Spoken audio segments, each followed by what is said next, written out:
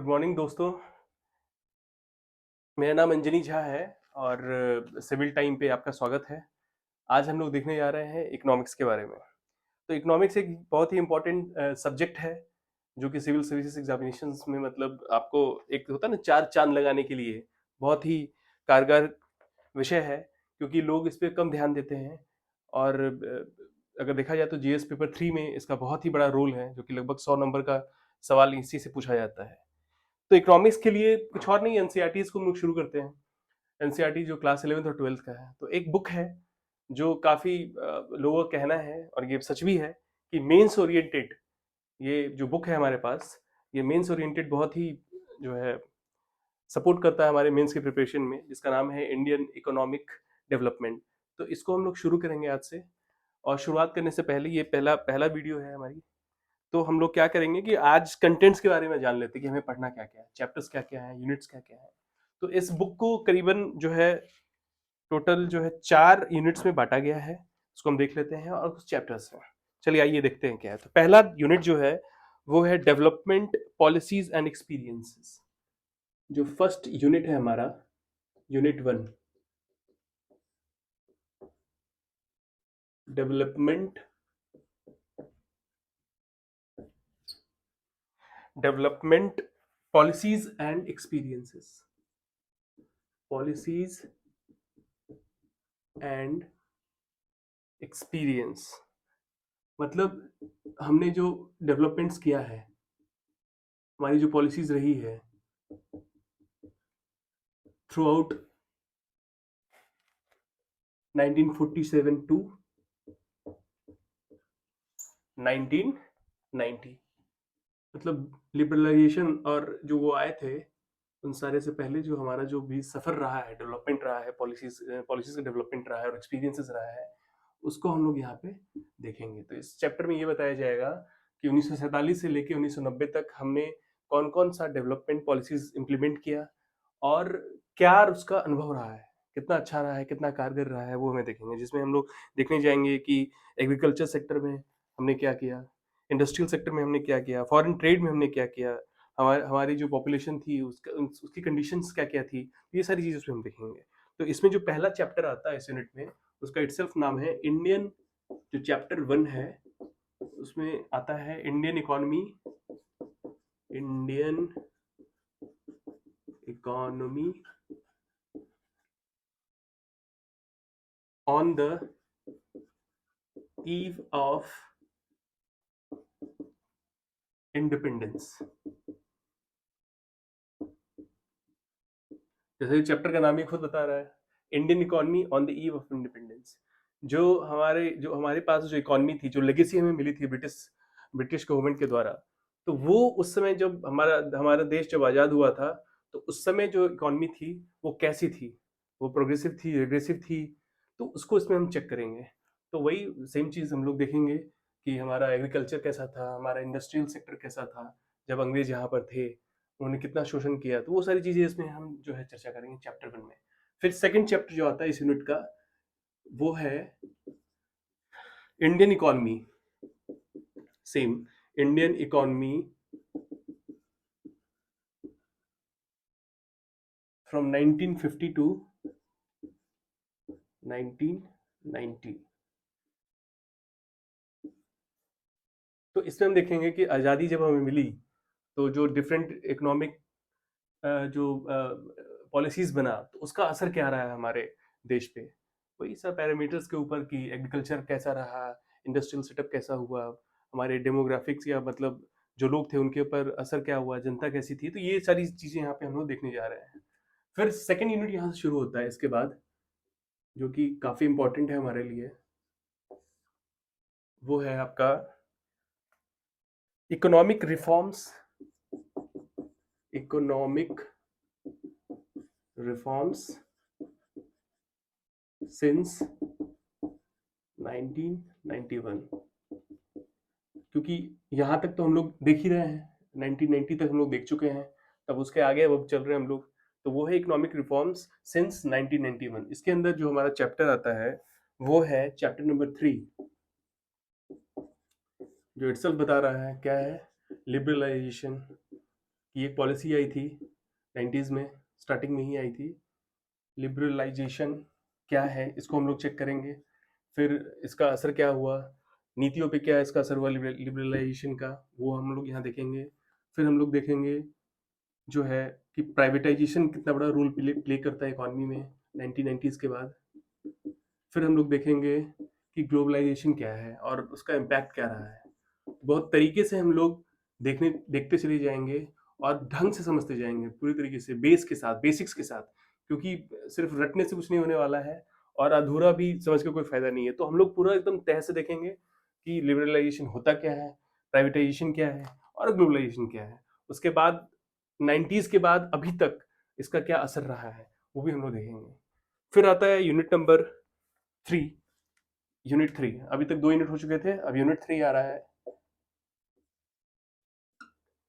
वो है current challenges. Current challenges, स्वाभाविक सी बात है, हर देश में चैलेंजेस तो हमेशा होता है।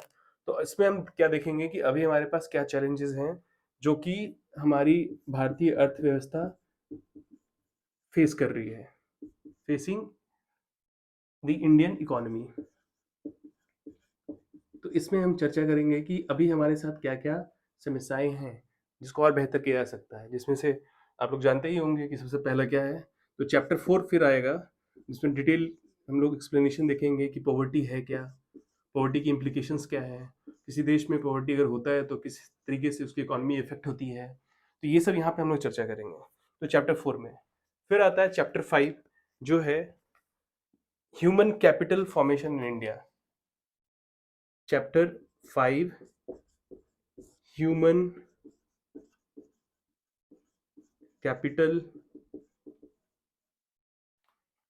Capital formation in India. अब ह्यूमन कैपिटल क्या होता है यहाँ पे हम लोग देखेंगे कि ह्यूमन तो सुना था हमने, ह्यूमन कैपिटल क्या होता है।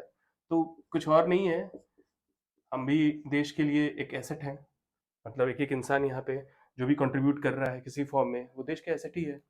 तो यहाँ पे हम लोग देखने जाए कि हम लोग ऑल टुगेदर कैसे ह्यूमन कैपिटल जो है देश के लिए एसेट है, कितने बेहतर हैं, कितना एम्प्लॉयमेंट हम लोग ले पा रहे हैं। तो ये सारी चीजें हैं जो डिटेल एक्सप्लेनेशन हम लोग देखने जाएंगे।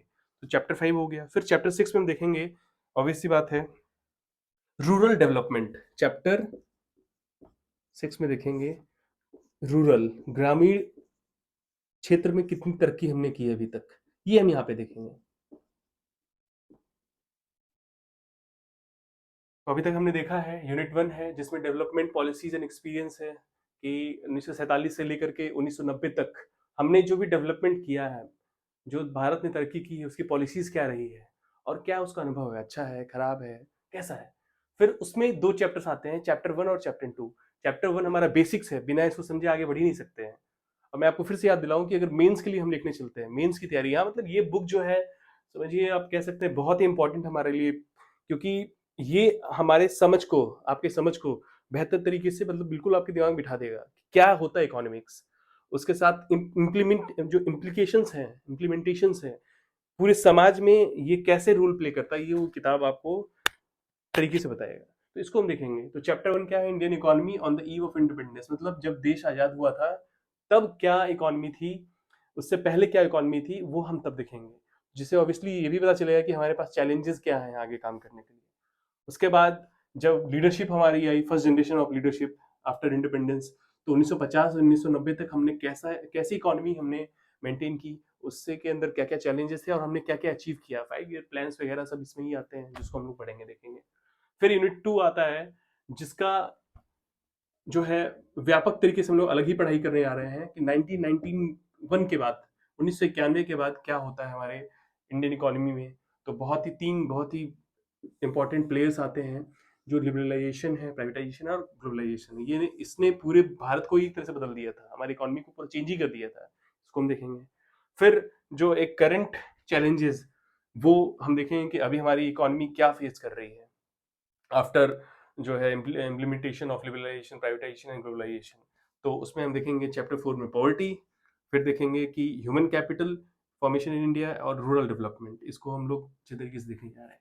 फिर चैप्टर 7 है जो कि है employment growth in formalisation and other issues, जो कि अब समझ ही रहे हैं कि एम्प्लॉयमेंट कितना इंपॉर्टेंट है। हमेशा हम लोग उसके लिए, हर सरकार जो है उसके वजह से चर्चा में रहती है कि भाई रोजगार कितना मिल रहा है हमारे पास। तो एम्प्लॉयमेंट भी आता है यूनिट 3 के अंदर। पहला आता है पॉवर्टी, फिर आता है ह्यूमन कैपिटल फॉर्मेशन, फिर आता है रूरल डेवलपमेंट, फिर आता है चैप्टर 6, हो गया चैप्टर 7, जिसमें हम लोग देखेंगे एम्प्लॉयमेंट से रिलेटेड जो भी इश्यूज है वो देखेंगे। तो इसको कहेंगे एम्प्लॉयमेंट, जो मेन टॉपिक है एम्प्लॉयमेंट। इसके अंदर हम लोग देखने जा रहे हैं ग्रोथ, ग्रोथ इन ग्रोथ देखेंगे, फिर इन्फॉर्मलाइजेशन देखेंगे एंड अदर इश्यूज देखेंगे। मतलब एम्प्लॉयमेंट किस तरीके का है, फर्म्स में है नहीं है, पार्टिसिपेशन पीपल का कितना है गवर्नमेंट सेक्टर में, प्राइवेट सेक्टर में, ये सब हम लोग यहाँ पे देखेंगे। फिर चैप्टर 8 आता है, जो कि इटसेल्फ बहुत बड़ा चैप्टर है in terms of basics infrastructure, कि कितना इंफ्रास्ट्रक्चर हमारे पास है, किस इंफ्रास्ट्रक्चर होता क्या है, फिर किस टाइप का इंफ्रास्ट्रक्चर कौन सी इकोनॉमी के लिए इंपॉर्टेंट है, यहाँ पे हम देखने जाएंगे। और हमारे पास कितना इंफ्रास्ट्रक्चर है अभी देश में जो कि डायरेक्टली अफेक्ट करता है इकोनॉमी को, वो यहाँ पे देखेंगे। फिर हम लोग चैप्टर 8 देख चुके हैं, फिर चैप्टर 9 देखेंगे जो पर्यावरण है, जैसे एनवायरमेंट एंड सस्टेनेबल डेवलपमेंट। मतलब एनवायरमेंट के ऊपर हम लोग देखने जा रहे हैं नेक्स्ट चैप्टर, कि वातावरण क्या है हमारा। और उससे रिलेटेड एक और टॉपिक है सस्टेनेबल डेवलपमेंट, ये भी हम लोग देखने जाएंगे। ये क्या है डिटेल में हम लोग उसके अंदर उस समय पढ़ेंगे जब चैप्टर आएगा, चैप्टर 9। तो हमने यूनिट 3 देख लिया, अब यूनिट 4 आ रहा है। 1 देख लिया, 2 देख लिया, 3 देख लिया। अब यूनिट 4 हम देखने जा रहे हैं कि इसमें क्या है, वो ये क्या बताता है कि क्या पढ़ना है हमें। तो यूनिट 4 आपको सिंपली बता रहा है डेवलपमेंट एक्सपीरियंसेस ऑफ इंडिया। हमने कितना डेवलपमेंट किया है, डेवलपमेंट एक्सपीरियंसेस ऑफ इंडिया। अभी डेवलपमेंट ऑफ इंडिया किससे हम देखेंगे, हम उनसे ही देखेंगे ना जो पड़ोसी हमारे हैं, हम लोग जब आजाद हुए थे साथ में, तो विथ नेबर कंट्रीज कह सकते हैं। बिल्कुल, नेबर्स से हम कितना आगे हैं, उन वो हमसे कितना आगे हैं, वो सब हम लोग इस चैप्टर में देखने आएंगे। जैसे चाइना का देख लेंगे हम लोग, पाकिस्तान देख लेंगे हम लोग, नेपाल देखेंगे, श्रीलंका देखेंगे, ये सारी चीजें और भी जो कंट्रीज हैं उनको हम देखते हुए जाएंगे, अफगानिस्तान। तो इस तरीके से हम देखेंगे। तो ये यूनिट जो है 4 में है, जो कि इटसेल्फ आता है चैप्टर 10 में। तो इसको ये चैप्टर 10 ही डील करता है। तो इसमें सिर्फ एक चैप्टर है जिसको हम लोग डिस्कस करेंगे, जो comparative development experiences of India with its neighbour. तो ये यहाँ पे हम लोग देखते जाएंगे।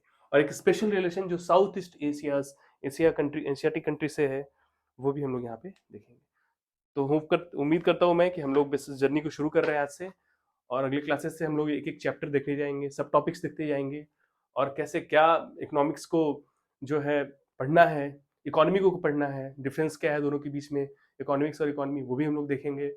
तो इस तरीके से पढ़ते जाएंगे कि जो हमारा बेस बनता चला जाए, कि हम मेंस में लिख पाए, मतलब कोई चीज़ मगअप नहीं करना पड़े, मतलब स्वतः अपना हाथ जो है वो चलता चला जाए। तो बढ़िया है। अगला वीडियो हम लोग बहुत जल्दी बनाने वाले हैं। तब तक के लिए बहुत बहुत बधाई हो आपको कि सिविल टाइम पे हम लोग आ चुके हैं, और आपके प्रिपरेशन की जर्नी में हम लोग आप लोग को सपोर्ट करने के लिए तैयार हैं। जय हिंद।